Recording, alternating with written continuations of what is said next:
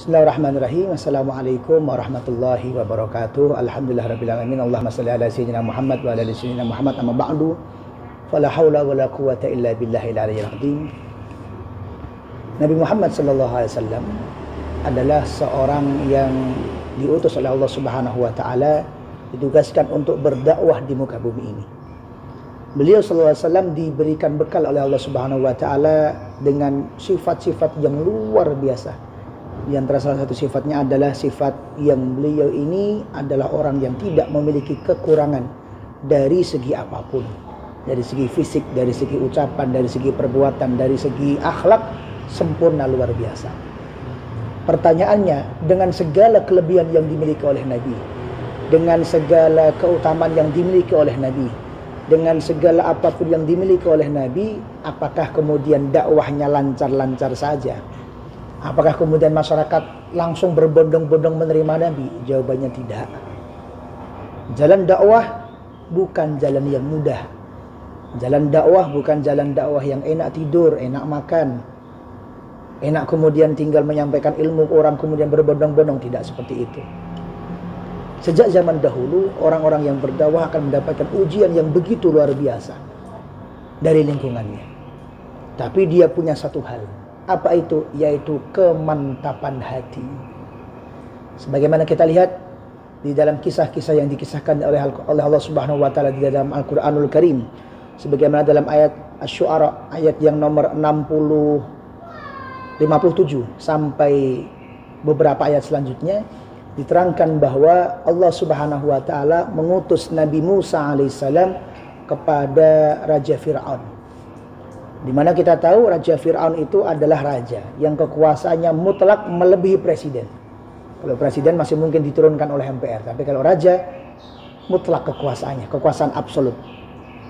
Kekuasaan absolut, kemudian raja yang sombong, raja yang menguasai hampir separuh dunia, di mana nanti puncak kesombongannya dia mengatakan, wahai masyarakat Mesir, wahai masyarakat semua yang tunduk kepada saya sudah bukan lagi sebagai raja, tapi ana rabbukumul a'la. Saya adalah Tuhanmu yang paling tinggi. Kemudian Allah Subhanahu wa taala diutuslah Nabi Musa untuk berdakwah kepada Raja Fir'aun. Apakah kemudian Nabi Musa menentang Allah Subhanahu wa taala? Ya Allah, apa yang mungkin? Saya ini masyarakat biasa. Saya ini lahir dari orang biasa, dari rakyat biasa. Bahkan dalam kelahiran saya ini dititipkan oleh ibu saya kepada sungai. Apa yang mungkin saya kemudian bisa merubah Raja Fir'aun menjadi Islam? Apakah begitu Nabi Musa? Enggak. Nabi Musa punya prinsip. Tugas saya berdakwah. Yang memberikan hidayah itu Allah. Yang memberikan petunjuk itu Allah. Tugas saya berdakwah. Dan ketika Allah menugaskan kepada saya dakwah, apapun rintangannya saya akan terjang selama saya bersama dengan Allah Subhanahu wa taala. Sampai pada di akhir kisah Raja Fir'aun kembali dengan kemarahannya mengejar seluruh pasukan, dengan seluruh pasukan mengejar umatnya Nabi Musa yang hanya rakyat jelata biasa. Sampai pada sebuah titik Nabi Musa bersama umatnya lari ke sana kemari, sampai pada sebuah kondisi di ambang titik kepasrahan.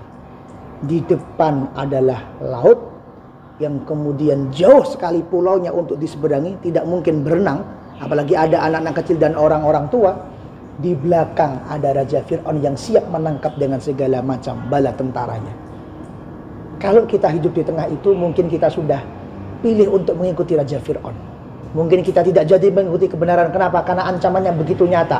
Sudah tidak mungkin selamat ini cara dunia.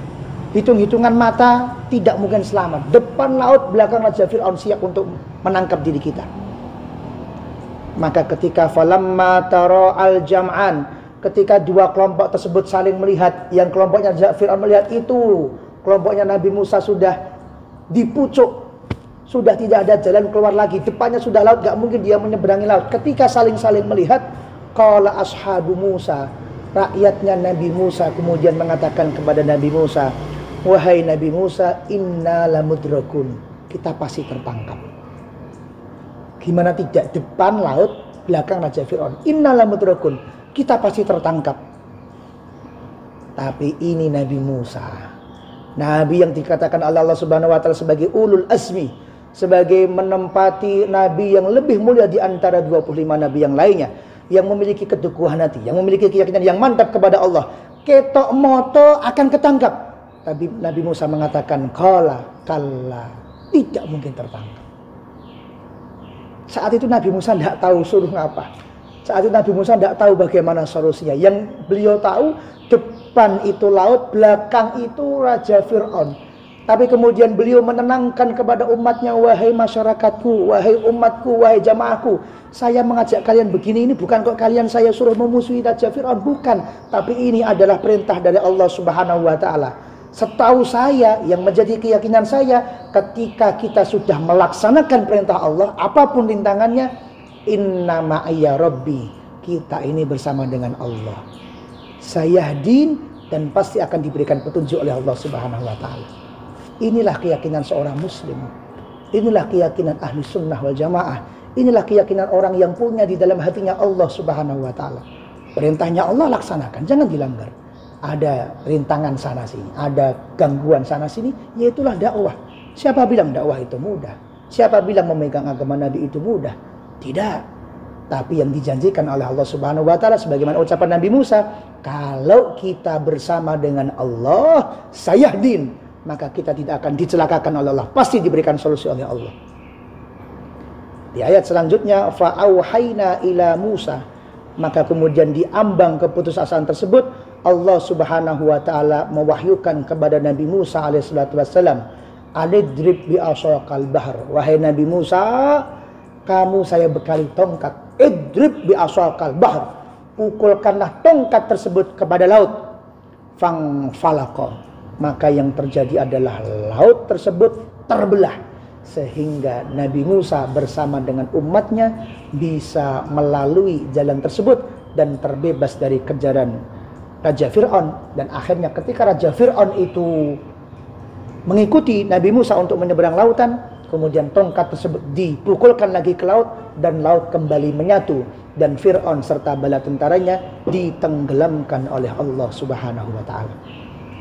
Poin yang pertama adalah, secara kasat mata kita mungkin memang kalah. Secara hitung-hitungan matematika kita mungkin memang kalah. Tapi jika itu perintah dari Allah, jangan ragu-ragu, laksanakan itu perintah dari Allah.